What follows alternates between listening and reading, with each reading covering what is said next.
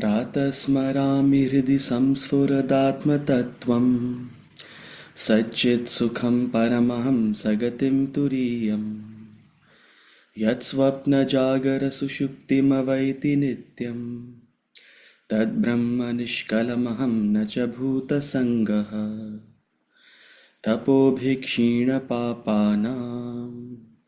शान्तानां वीतरागिणां मुमुक्षूणामपेक्षोऽयम् आत्मबोधो विधीयते बोधोऽन्यसाधनेभ्यो हि साक्षान्मोक्षैकसाधनम् पाकस्य वह्निवज्ञानं विना मोक्षो न सिद्ध्यति.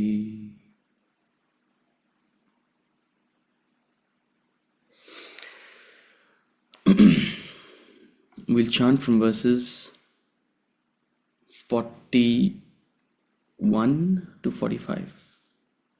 Verse number 41 to 45 of the second chapter of the Bhagavad Gita. व्यवसायात्मिका बुद्धिः एकेह कुरु नन्दन बहुशाखायनन्ताश्च बुद्धयो व्यवसायिनां व्यवसायात्मिका बुद्धिः एकेह कुरु नन्दन बहुशाखायनन्ताश्च बुद्धयो व्यवसायिनाम्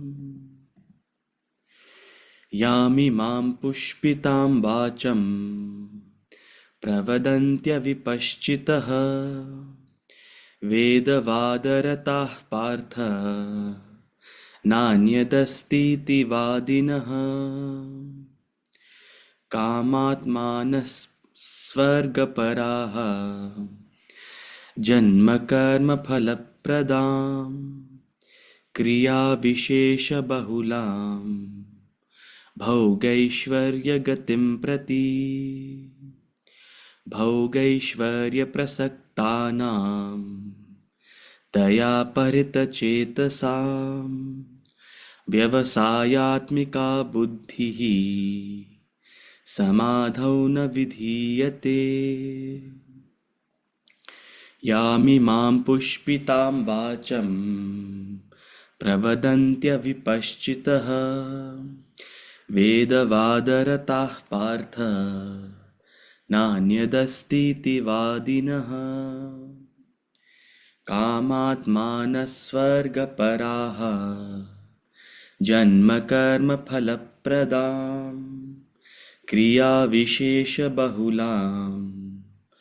भोगैश्वर्यगतिं प्रति भोगैश्वर्यप्रसक्तानां तया परितचेतसां व्यवसायात्मिका बुद्धिः समाधौ न विधीयते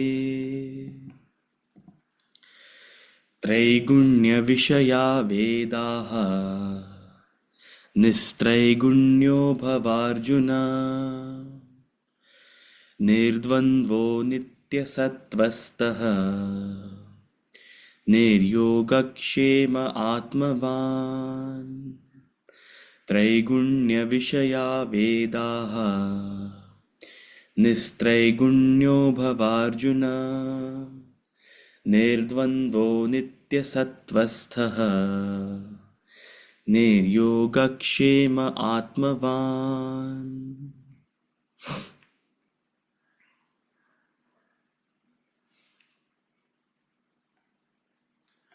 Okay, so we were discussing the beginning of Karma Yoga. I said we'll talk more about verse number 40 with the start of class. So, prior to starting, are there any questions? I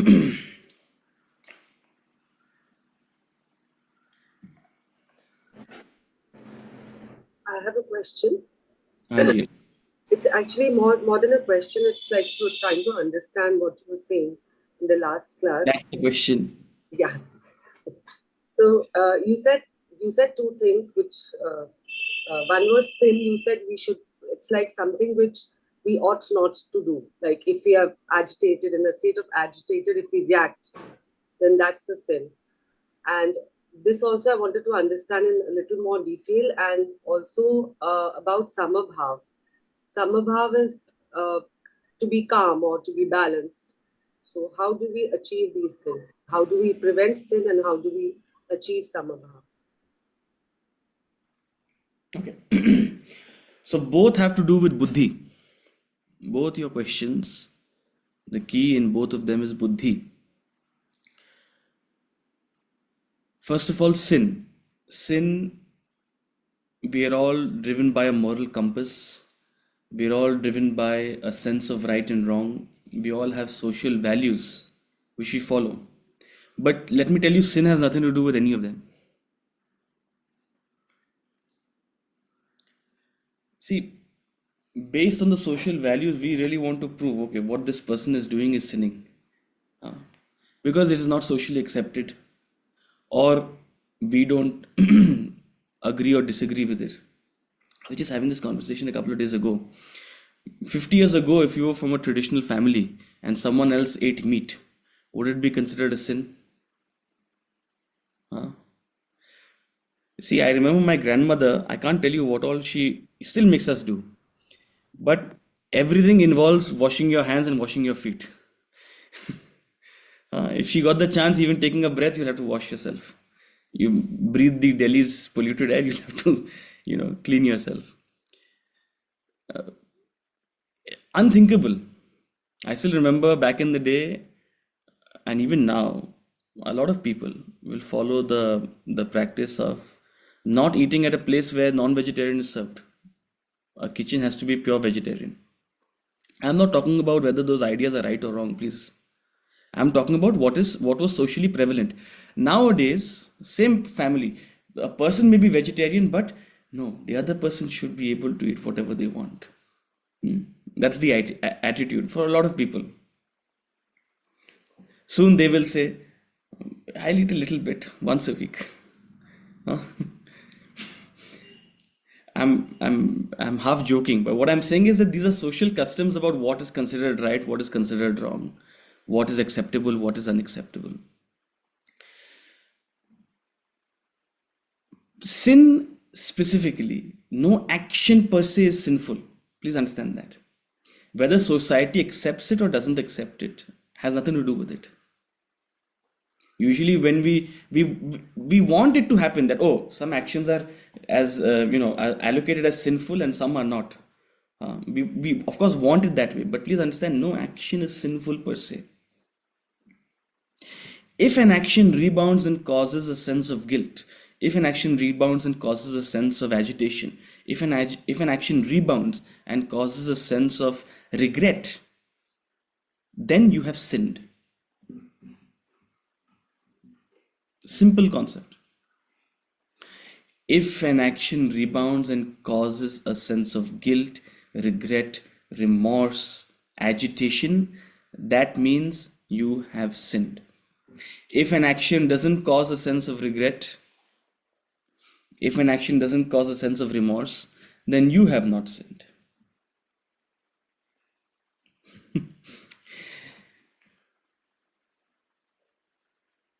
The world may disagree with your action. You may be punished for it as per social norms. Hmm? You may even receive good or bad karma for it. Karma has nothing to do with sin. People always confuse this.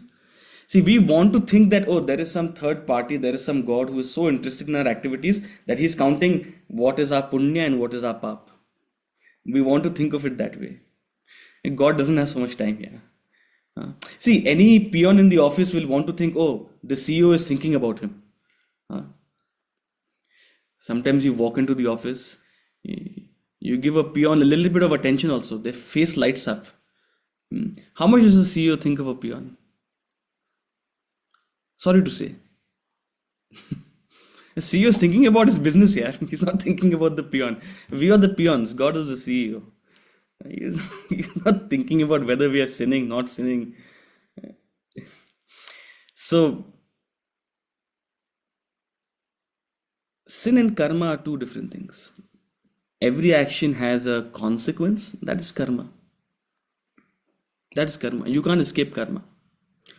But sin, by definition, means only if an action causes an agitation, a sense of remorse, a sense of guilt, will you have you sinned?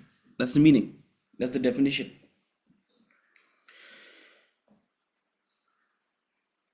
So we've discussed elsewhere also that the most dull, the most ignorant person never sins.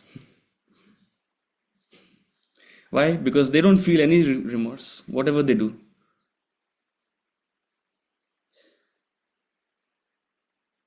They can do the most terrible action in a tamasic manner, out of ignorance, out of delusion, out of heedlessness. They can harm others and not feel sin and not feel guilt. A serial killer does not feel guilt.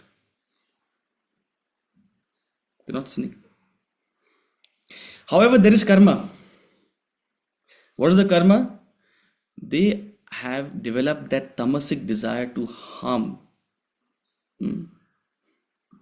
They have developed that tamasic desire to gain pleasure out of harming. They require an environment where killing is the norm.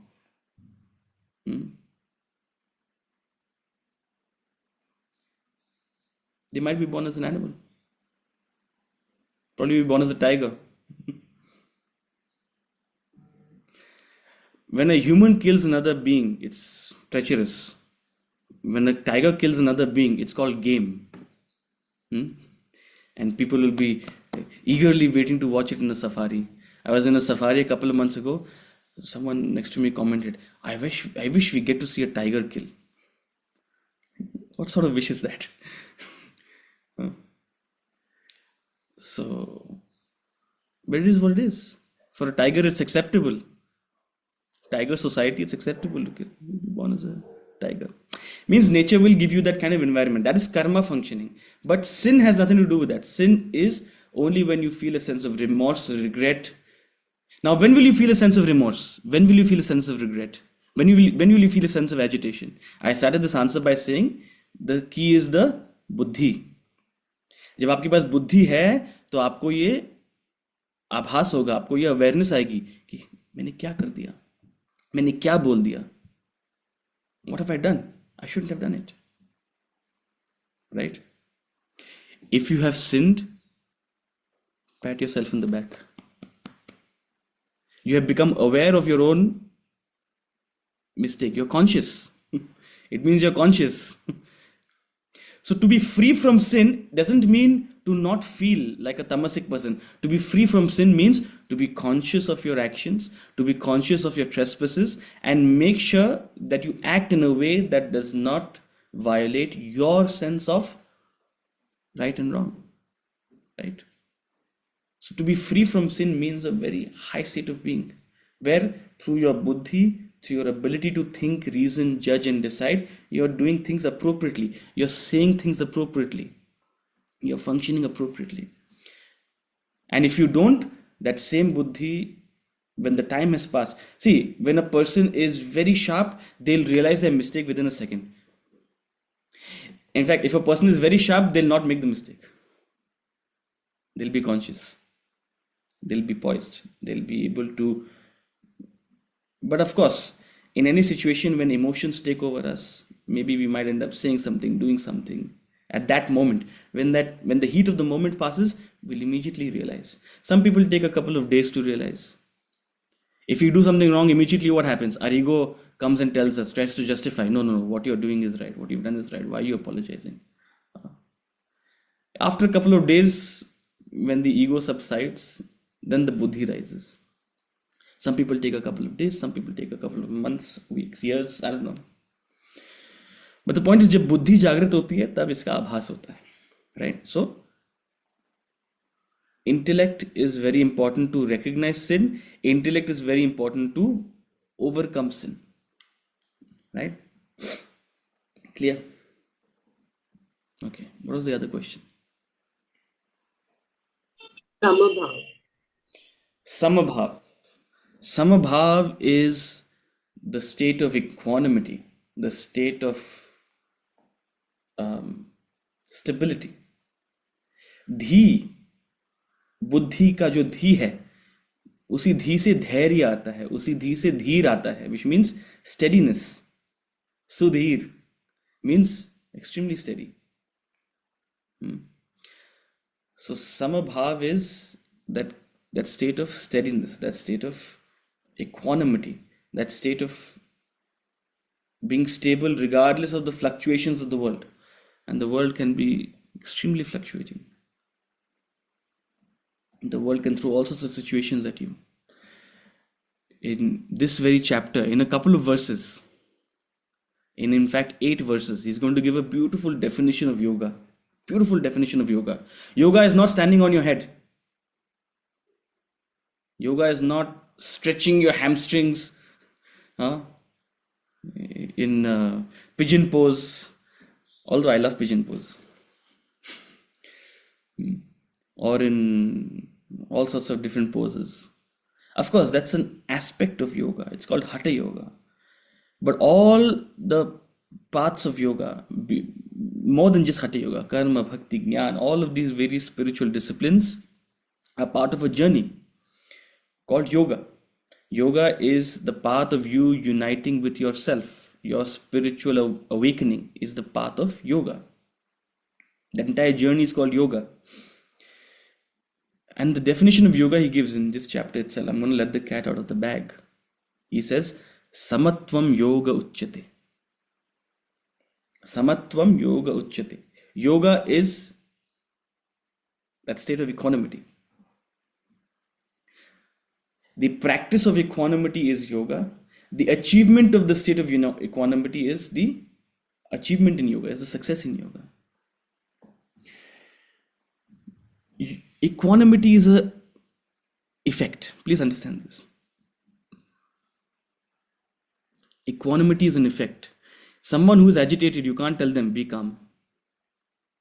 Someone who is worried, you can't tell them, don't take tension. Someone who is distressed, you can't tell them, take it easy. Someone who's going through a storm in their life, you can't give them knowledge.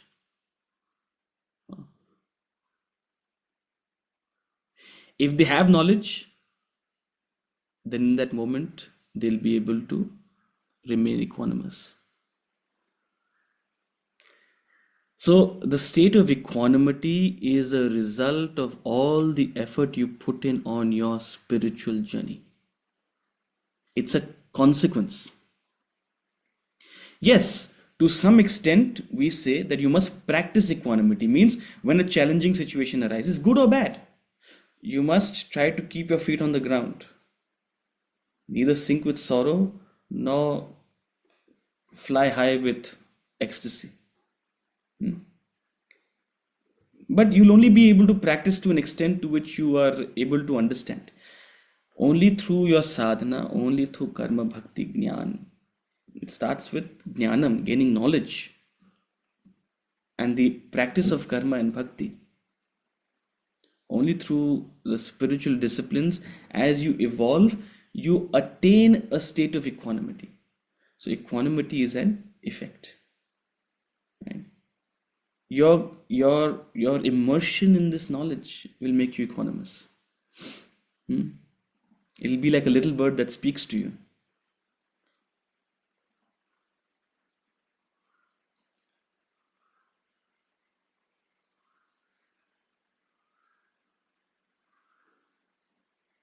You'll just see Krishna. If you're a devotee,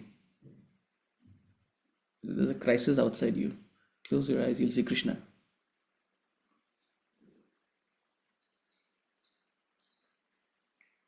So, of course, as we said, to your buddhi, this knowledge will sing to you.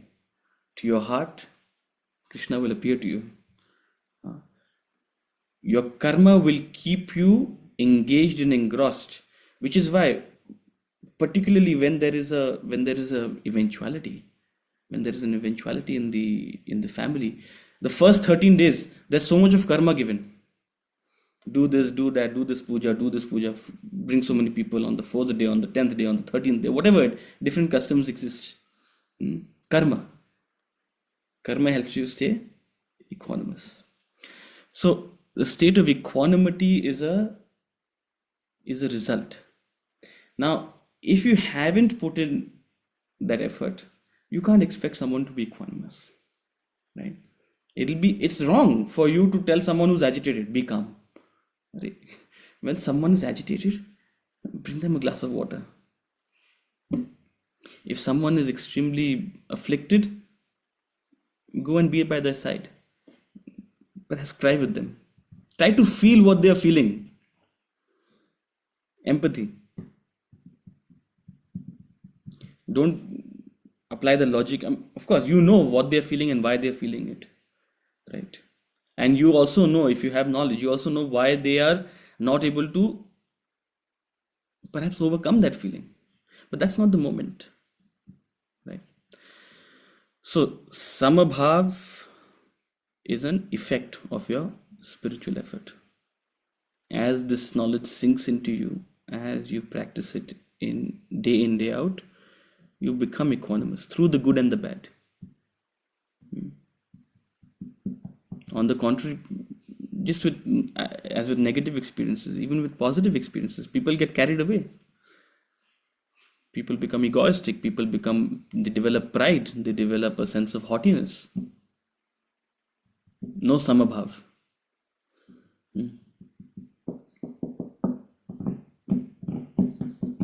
Just a couple of days ago, we saw a video, a very famous Christian pastor. He preaches all sorts of things. There was a video of him thrashing his employees. I don't know if you saw. I don't know if you know what I'm talking about. There's a pastor from Punjab. He's very famous for his events. They televise it and they do all sorts of things in those events. So there's leaked evidence of him, being extremely unruly and actually physically assaulting his staff. No samabhav.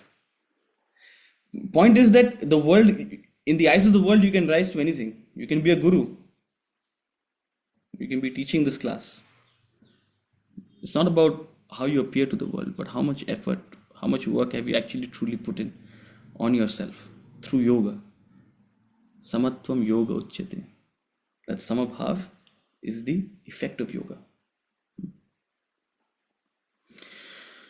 Okay. Thank you so much. Very beautifully explained. Any further questions? If not, we were discussing verse number 40. So as I said in the previous class, that he's shifted gears. So he said in verse number 39 that I have talked to you about Sankhya Yoga. I have explain the highest philosophy. Now I have taught you about Sankhya. Now listen to yoga, right? So these two terms may not be very relevant to you. You may be wondering what is Sankhya. Back in the day, at that time, these were two very well-known terms, and in fact, among philosophical circles, they were thought to be different philosophies, right? So in fact, later in chapter 4, he'll say one who thinks Sankhya and yoga are different, he is a child. Children think of Sankhya and yoga are different. They're in fact the same path. So verse number 11 to 30, 38 was Sankhya yoga, the yoga of knowledge. Now we will talk about yoga, which collectively actually refers to karma yoga, right? Generally, the reference of yoga is karma yoga. So in 39, he was saying that I've talked to you about Sankhya. Now I'll talk to you about karma yoga. And that's where we started with verse number 40 in the definition of karma yoga. So, first of all, yoga is a journey from spiritual ignorance to spiritual awakening. Yoga is a journey where you meet yourself, you find yourself, you gain self realization. That's the culmination of yoga. That's the purpose of yoga. It means, it comes from yuj, which means to join, to reunite. So, to reunite with yourself is the path of yoga. To reunite means you have separated. You have fallen into a state of ignorance. That's where you and I are. We are in a state of separation from ourselves. We are lost. We know not who we are. And to reunite, to join back with ourselves, is this path of yoga. One of the primary and foundational paths in the journey of yoga is called karma yoga. The most foundational spiritual practice is karma yoga. Perhaps the most important spiritual disciplines. Perhaps the most important spiritual discipline for most people. You start your spiritual journey with karma yoga. So what is karma yoga? Bringing spirituality to your action is karma yoga. Bringing spirituality to your level of action is karma yoga, the path of righteous action.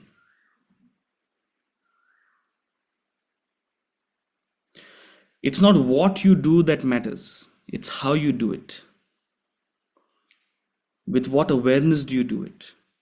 With what intention do you do it? What do you seek out of it? What is your motive? That determines whether an action is righteous or unrighteous. Why you do it, with what motive you do it, with what awareness do you do it, that determines whether an action is righteous or unrighteous. Righteous actions. The world may regard actions as righteous. You may regard what I am doing right now as a righteous action. I'm teaching the Bhagavad Gita. But what is my motive behind it? Why do I want to do it? What am I seeking out of it? What is my intention? That determines. The action itself doesn't matter.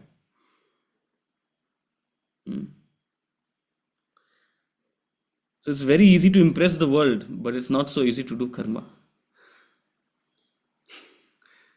It's very easy to impress the world, but it's not so easy to do karma. You have to clean yourself. It's a self-cleansing, right? So all actions fall broadly into three categories. All actions fall into based on your intention, based on your motive. First of all, are actions performed with selfish desires. So what is a selfish action? An action that is backed by a selfish desire, an egocentric desire. Say something, please. Sorry? Can I say something? Hanji Rimaji. One of my friends, uska daughter 5 years ki hai. So there is one class, Bhagavad Gita for kids. It's an online class, and she is paying for a 25-minute class. She's paying 1,000 rupees. So my friend was asking, "Ki ye worth it hai?"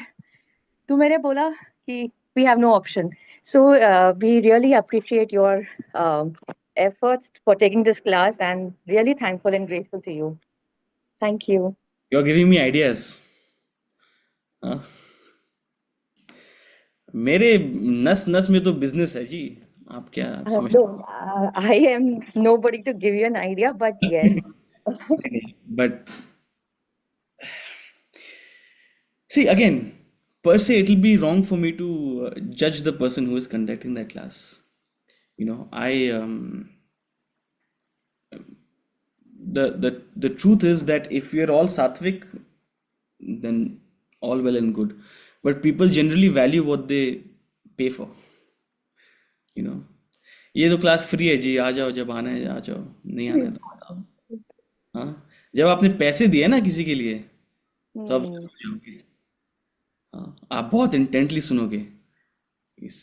ये भी तो कर्म योग है sir. So just because पर पैसे देंगे तो कैमरा भी ऑन रखेंगे लोग. so so so camera on करती हूँ और आप बोलेंगे बंद कर दो प्लीज. नहीं, okay, let's not digress. Please, if you are in a stable place, sitting calmly, then please put on your camera. If not, then sometimes people put on camera and they are walking. Now, I'm not saying don't come to class when you walk. Ideally, you should be sitting and listening. But if you're walking, and then don't turn on your camera. I don't want to see the flora and fauna behind you. Okay. What was I saying? So per se, just because something is charged doesn't make it unrighteous. हमें पैसे से allergy है. So the idea behind keeping this class free is not because it's not worth anything. Actually, this class is worth more than 1,000 rupees. If you ask me, 25 minutes, 1,000 rupees, they're paying very little. How much do you pay for a massage? 25 minutes. Not urban clap massage, huh? See, we have to compare apples with apples. This is the best knowledge. So you have to compare it with the best massage.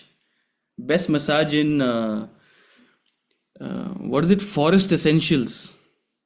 Forest Essentials Spa. For those of you who ever go to Rishikesh, go to wonderful hotel Anand Kashi. It's run by Forest Essentials, and they have a spa out there also. Go ask them how much is a 25-minute massage. You will say, I'll massage myself in the room. Huh?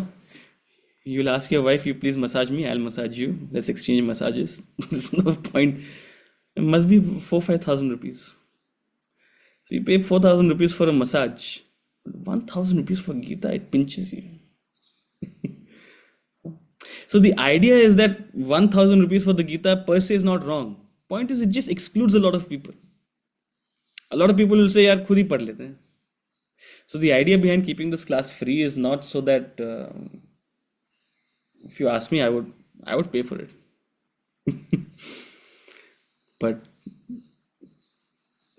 But it'll exclude a lot of people.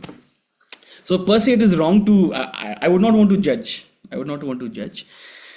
But actions performed with selfish intent. This is what very interesting point. So it's not the outward action per se, but what is your intention behind the action?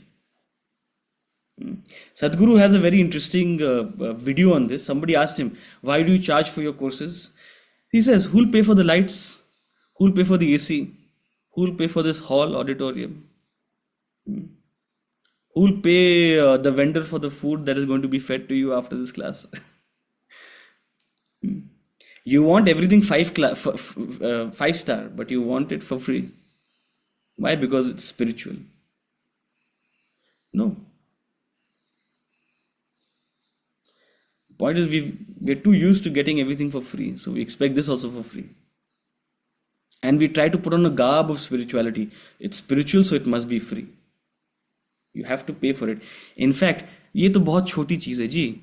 पैसे तो बहुत छोटी चीज है. You have to pay with your actions. You have to pay with your effort. You have to sacrifice your own ego if you want to truly gain this knowledge. That's a much bigger price you have to pay if you want to truly gain this knowledge.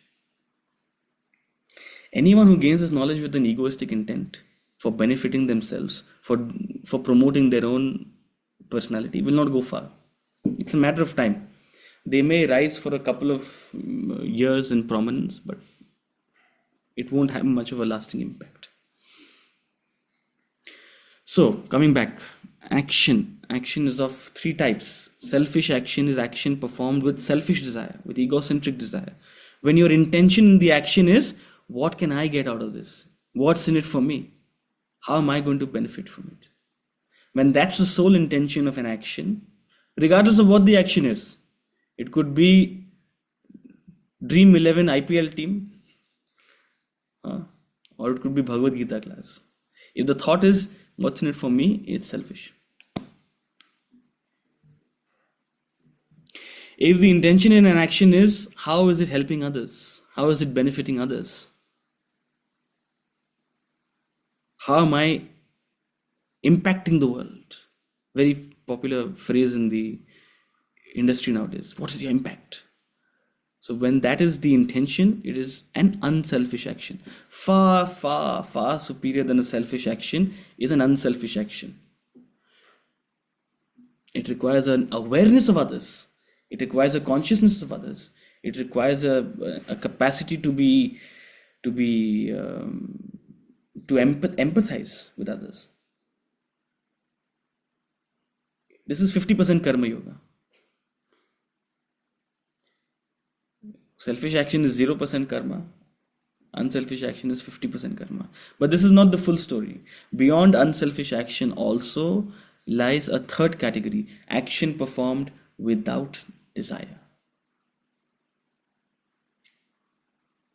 Very interesting. This is called selfless action. Action in which there is no intent, there is no motive. Means you have reached a state where you have disassociated yourself from the outcome.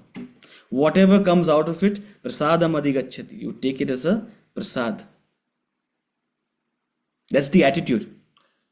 You perform the action with full zeal and zest. You perform the action, of course, for a good outcome. You want to do any action with for a success, but the attitude, the clinging to the outcome, there's no attachment to the outcome.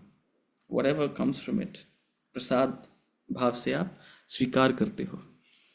That is the third category of action, in which there is no ego of performing the action itself. I am doing it. No, I am simply an instrument through which this is happening. Nature has made me fit. Nature has designed me for this action. See, we develop a pride about our capabilities. Some people have physical prowess. Some people have intellectual prowess. What's common in both is people develop an ego about it. Arey, nature give you those muscles, yaar. Nature give you those looks. Why do you develop vanity about your looks? Your cheekbones are perfectly shaped. Your eyebrows are beautiful. But what did you do for it?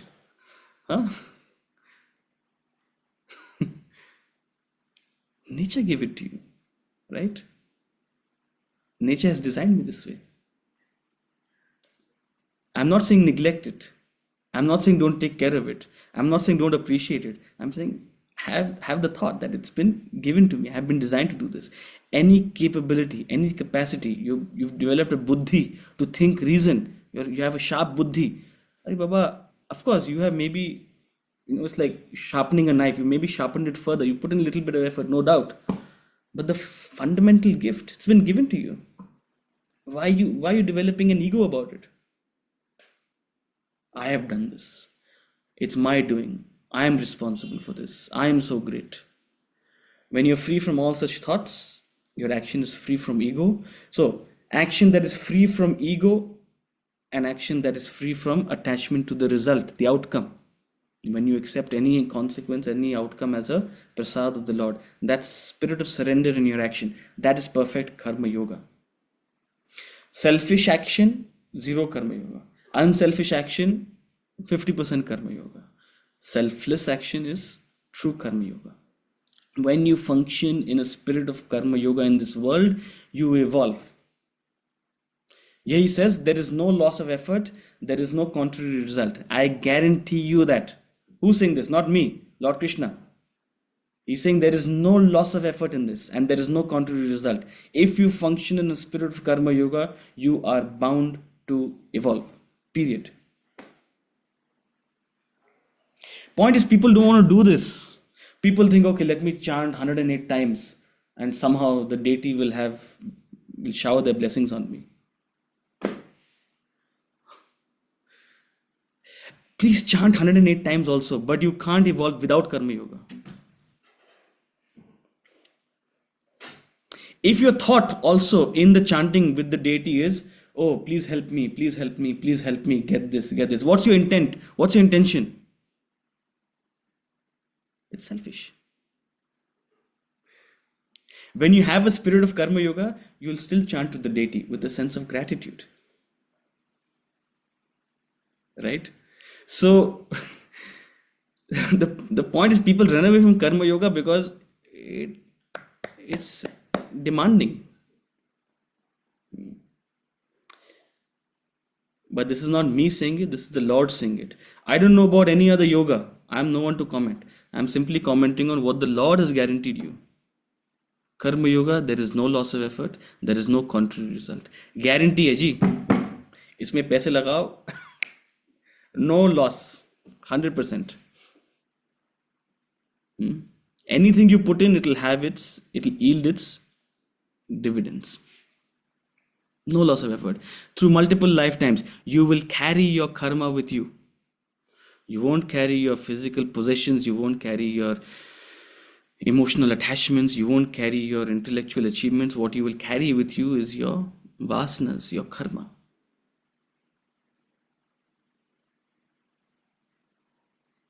There's no loss of effort. You come into this life with your karma. There's no loss of effort. And even a little bit of this protects you from great fear. That's what we talked about in the last class. All the 5 causes of fear: ignorance, selfishness, otherness, attachment, ego. All of these are the 5 causes of fear. You develop fear because of these reasons. You're ignorant. You don't know something. You develop a fear about the dark, fear about the ignorance. Here you act out of awareness. There's knowledge backing your action. There's a spirit of surrender to the higher. There is a sense of unselfishness.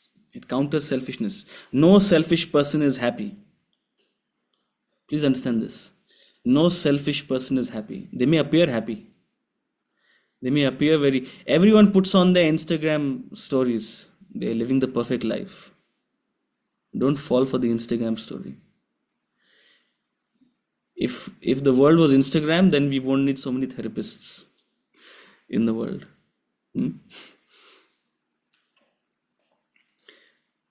No selfish person is happy. No unselfish person is unhappy.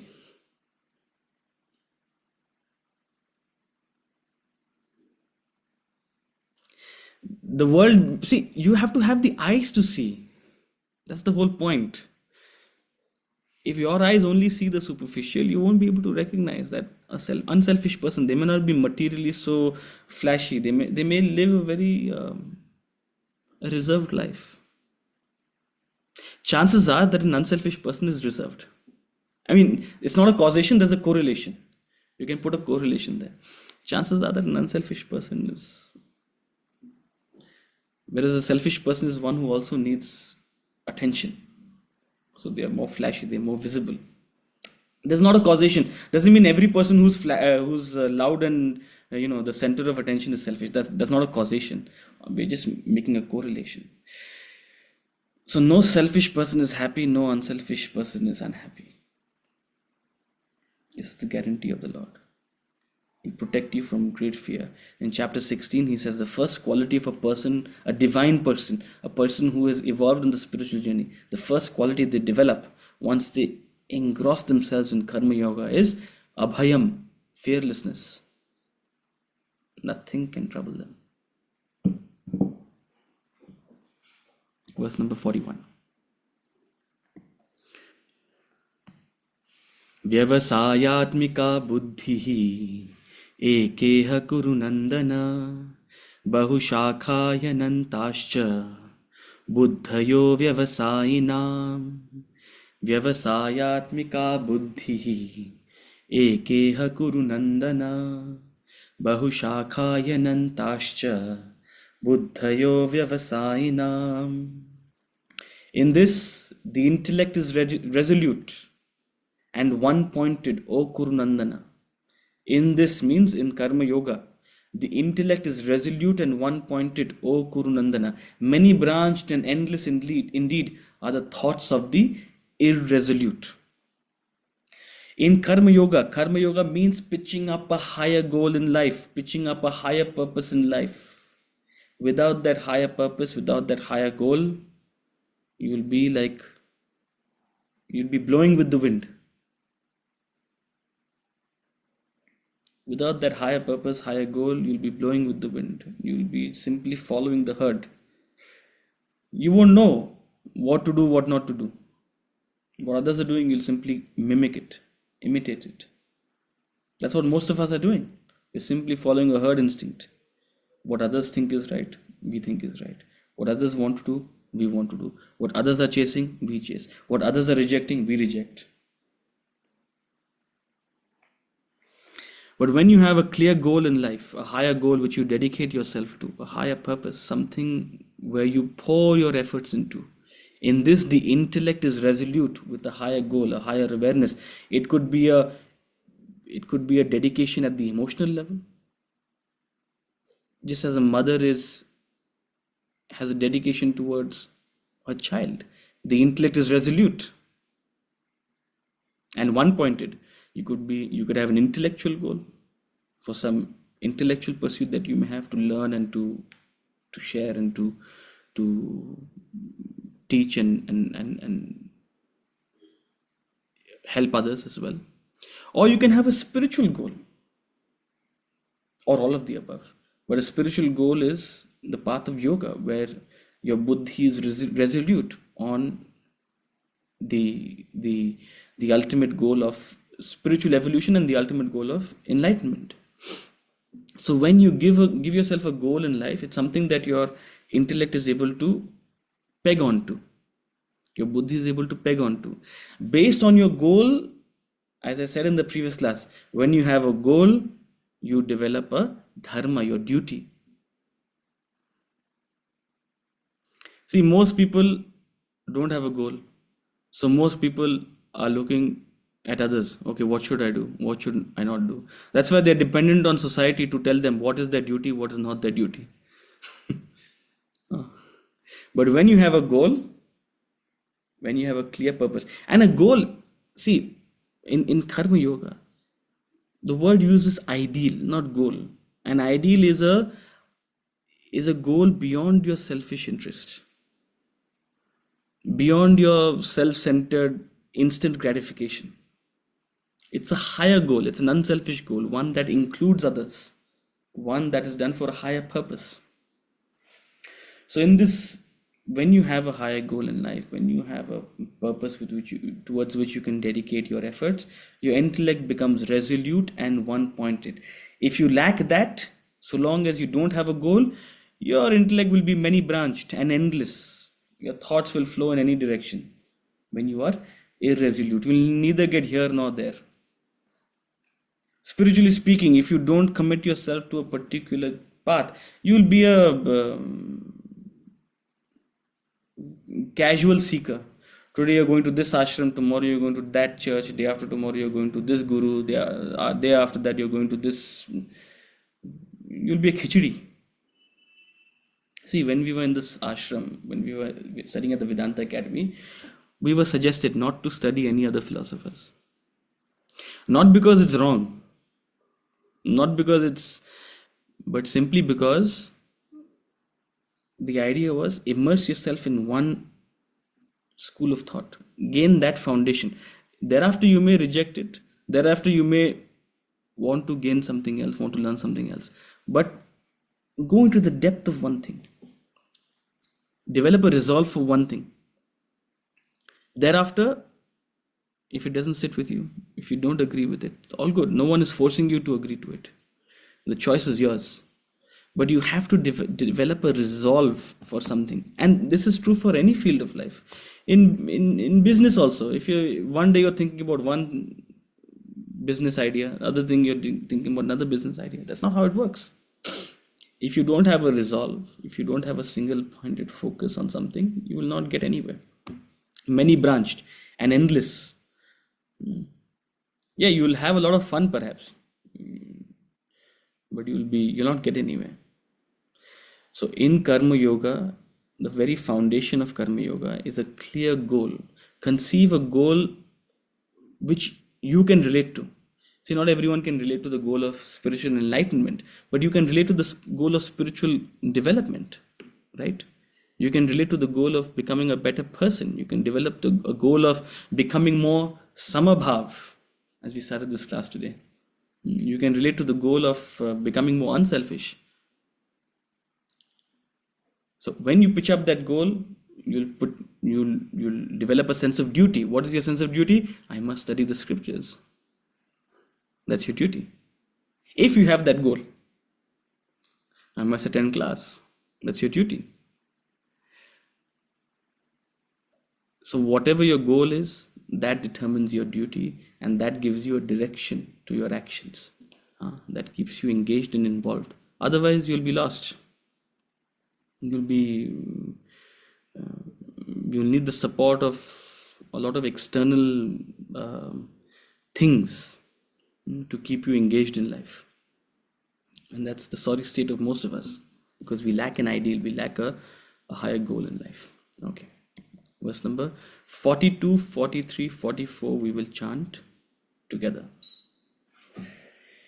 Yami mam pushpitam vacham pravadantya vipaschitah vedavadarata partha nanyadastiti vadinah kamatmana svargaparaha janma karma phalapradam kriya vishesha bahulam bhogaishvarya gatim prati bhogaishvarya prasaktanam taya parita chetasam vyavasayatmika buddhihi samadhau na vidhiyate.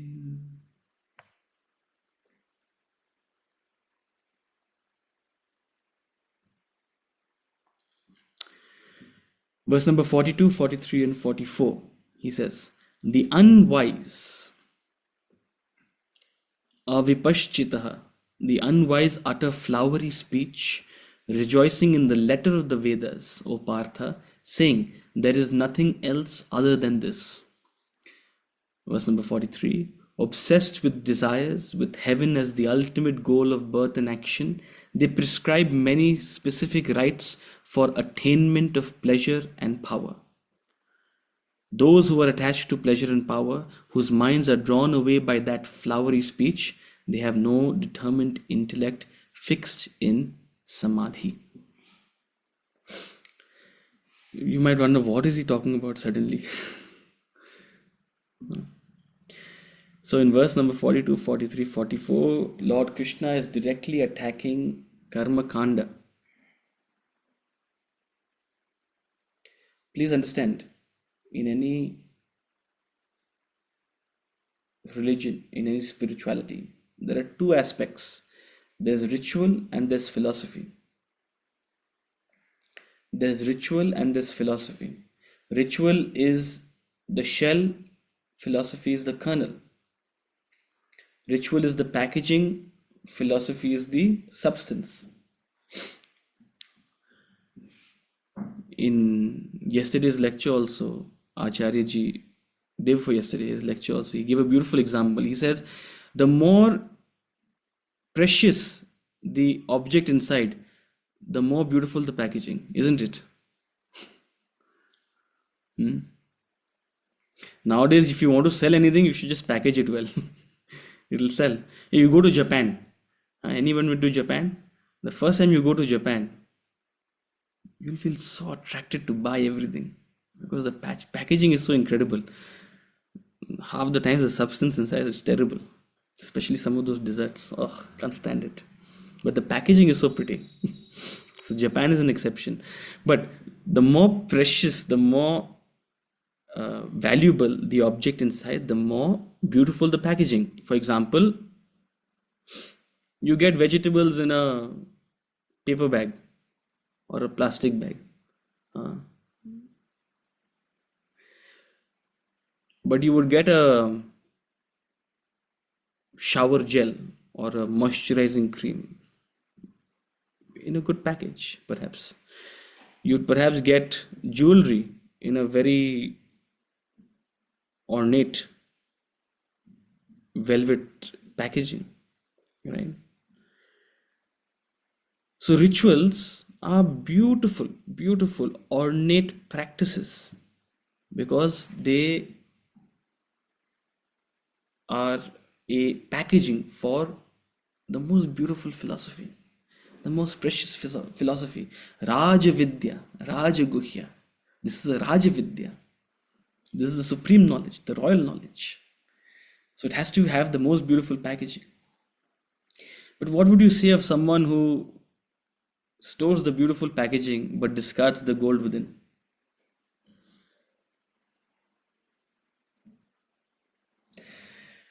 Similarly, what would you say to someone who only performs rituals but does not bother about the core philosophy within? I am not against rituals. Vedanta is not against rituals. When he is criticizing karma kanda out here, he is not against rituals. Please, rituals are very important. They help prepare your mind. They are a satsang, no doubt about it. If you have to have a choice between a party and a yajna, you should do a yajna. What is a party? A party is also a ritual. Between a party and a yajna, do yajna. आप हवन करो. So rituals are very important, but if you perform rituals mindlessly or without a core understanding of the philosophy, it's meaningless. It's meaningless. So here he lived in a time, this was a time when karma kanda was prevalent. Just like in today's age also, in very many places, karma kanda is prevalent, where the ritual is giving a lot more importance. People mindlessly perform rituals without understanding the philosophy behind it, without bothering to understand the deeper message of the philosophy, without bothering to understand the symbolism of the ritual. हाँ, पंडित जी को बुला लो, अच्छे से करना है, अच्छे से करना है. हाँ, ज़्यादा पैसा देंगे, आप अच्छे से करो, अच्छे पुष्प लाओ, अच्छे फल लाओ. ठीक है, पुष्प लाओ अच्छे, फल लाओ अच्छे, but doing a ritual without understanding the philosophy is it's mindless. So karma kanda is when all emphasis is given to ritual without bothering to understand the philosophy. And when you don't bother to understand the philosophy, funny strains of the rituals also develop. People develop all sorts of funny ways of oh, you must use only this kind of cloth, you must only use this kind of material, you must only use this kind of fruit. Funny ideas develop. And then they'll associate it with some funny stories. Oh, God will get angry if you offer this fruit. God will be very happy if you offer this flower. Go back to the CEO example. Does the CEO really bother whether the peon brings a Parker pen or a Link Ocean Gel pen to give the CEO? The CEO doesn't bother. So God has no time to feel angry or not angry. Your bhav in a ritual matters. Right? What is the attitude with which you're performing the ritual? So he lived in a time, this was a time when karma kanda was prevalent. And this happens, it's like a cycle. Every couple of years, knowledge becomes lost and karma kanda becomes prevalent. So he's talking about the unwise utter flowery speech. They talk big in very flowery language about the glory of ritual and the glory of action, rejoicing in the letter of the Veda, means not understanding the spirit of the Veda, going very superficially, saying there is nothing other than this. If you are Dvivedi, you should become Trivedi. If you are Trivedi, you should become Chaturvedi. That's it. You've become Chaturvedi. How many scriptures have you read? If you get to know how many scriptures I have read, you will leave this class. You will think, who is this person to give us classes? There are 200 plus Upanishads. There are 200 plus Upanishads. The speaker has read only 4. Well, studied only 4. Read a few more. If scriptures are all important, then clearly they're not qualified. So people are superficial. They regard your superficial capacity as important. As I said, this happened day before yesterday also in the in the lecture, Acharya ji was saying something, then suddenly he quoted a verse of the Bhagavad Gita. So on the spot, he asked us to chant it. Now the Bhagavad Gita is not in front of us. We were not studying the Bhagavad Gita. We were studying some other text. But we were able to recall. So, Anashrita karma phalam karyam karma karoti satsanyasi cha yogi cha nirajna jagriya. So after the class, some people come and tell me, "Oh my God, you know the Bhagavad Gita by heart." I don't know if they heard anything else in the lecture or not, but they remembered this for sure. They must be knowing a lot about the Bhagavad Gita. Why? Because they were able to chant it by. Little do they know. You ask me any random verse, I'll not know it. You ask me to chant verse number 44 of chapter 2, at least not in this lifetime, I'll be able to memorize this particular verse. There are 50 odd verses, perhaps 75 odd verses, which you know by heart. But the point is, people are attracted to the superficial, to the letter. They rejoice in the letter of the Vedas, saying there is nothing other than this. Obsessed with desires with heaven as the ultimate goal of birth and action, they prescribe many specific rites for the attainment of pleasure and power. So the intention behind most people performing rituals, be it spiritual ritual or any other ritual for that matter, even business is ritual, right? Even having a offsite is a ritual in your business. What is the intention behind that ritual? He says, obsessed with desires, a desire-riddenness, with heaven as the ultimate goal. Heaven means a state of pleasure. Heaven is a state of mental pleasure. When your mind is experiencing pleasure, you're in heaven. When your mind is experiencing pain, you're in hell. You can be in a beautiful location, but be facing a crisis in your work. You're in Bali, but you suddenly get a call. Oh, that big deal fell through. So, outwardly, you're in heaven, but internally, you're in hell. You're agitated. You're worried. For the next 5 hours, you're on a call, trying to save that business deal. So, heaven means a state of mental pleasure. So, obsessed with desire, with mental pleasure as the ultimate goal of your birth and action. If that's all you can conceive of, that gratification that you want. And for that purpose, you prescribe many specific rites for attaining this pleasure and power. That's all you can think of. And if that's all you're attached to pleasure and to power, material pleasure, emotional pleasure, intellectual power, intellectual respect, name, fame, respect, if that's all you can think of, if that's all your mind is drawn towards, then you do not have a determined buddhi fixed in samadhi. So we're over time, but I will explain this concept, verse number 42 to 44, in the next class, where he's saying that Karma Yoga requires you to pitch a higher goal.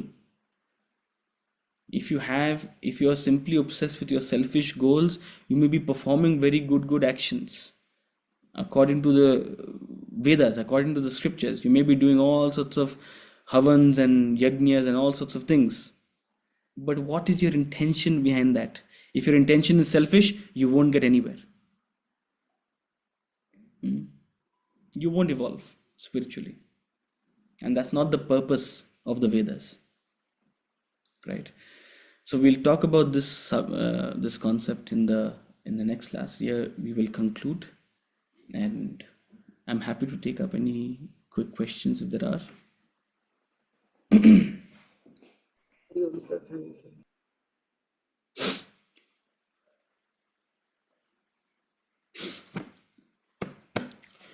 If not, we will see you on Thursday. So we'll see you day after tomorrow, same time at 7 a.m., where we will continue with our discussion on chapter 2. So thank you so much for joining, and we'll see you again day after tomorrow. Hari Om.